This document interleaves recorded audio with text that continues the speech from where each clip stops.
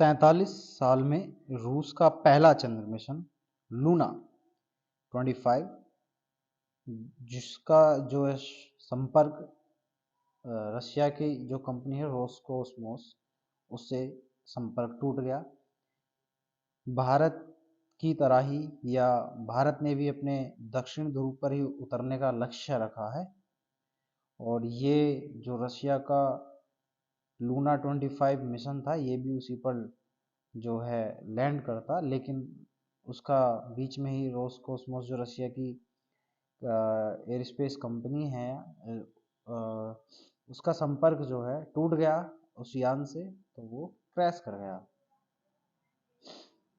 देखिए, जो रूस का जो लूना 25 जो मिशन है या जो अंतरिक्ष यान है, वो अनियंत्रित कक्षा में घूमने के बाद चंद्रमा से टकराया और फिर वो दुर्घटनाग्रस्त या क्रैश हो गया।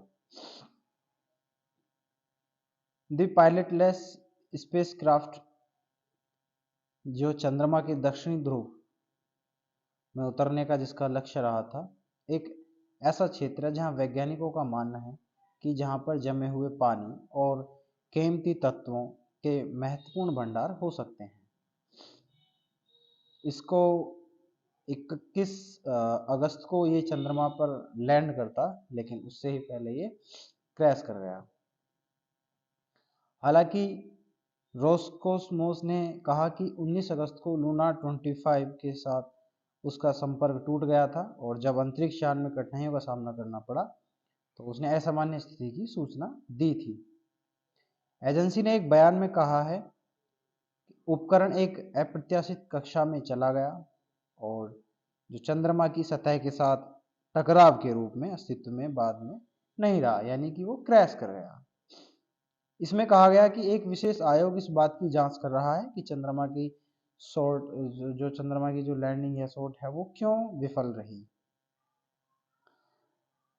14 जुलाई को लॉन्च किया गया भारत का जो चंद्रमा 3 मिशन है,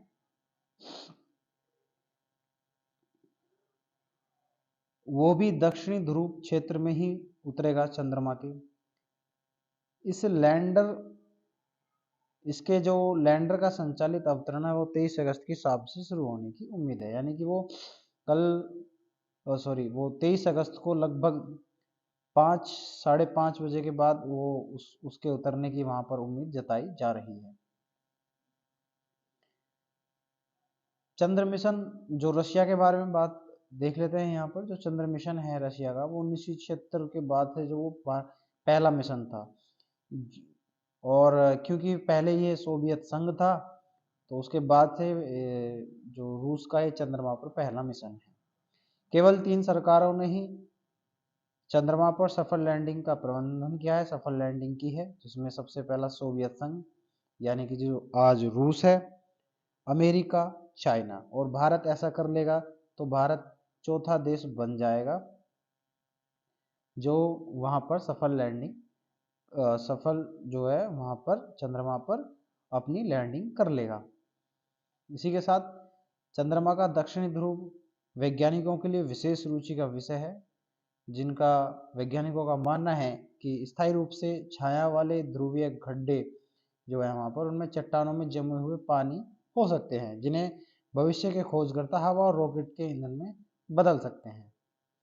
1976 के बाद से रूस के पहले चंद्रमा मिशन लूना 25 की विफलता रूस की अंतरिक्ष शक्ति की स्थिति में गिरावट को रेखांकित करती है कि रूस ने जब से रूस का डिवाइडेशन हुआ, जब से रूस 15 देशों में बटा, उसके बाद से देखा जा रहा है तो रूस ने अपनी अंतरिक्ष एजेंसी पर या अंतरिक्ष क्षेत्र में ज़्यादा ध्यान नहीं दिया।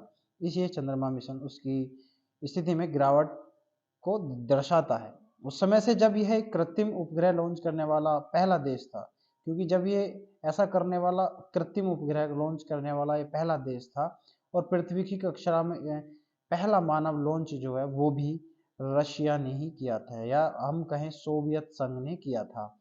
ठीक है, आगे है मल्टीपल प्लान्स। क्या है अब मल्टीपल प्लान्स? पिछले 3 दशकों में रूस ने विभिन्न चंद्रमा मिशनों पर विचार किया। जो 1991 में सोवियत संघ के पतन के बाद में अब जो 2011 का फिर उसका मंगल ग्रह था, इसके मंगल ग्रह के चंद्रमा पर दुर्भाग्यपूर्ण जो फोबोस ग्रांट मिशन की अराजकता के कारण विलंबित या स्थगित कर दिया गया था।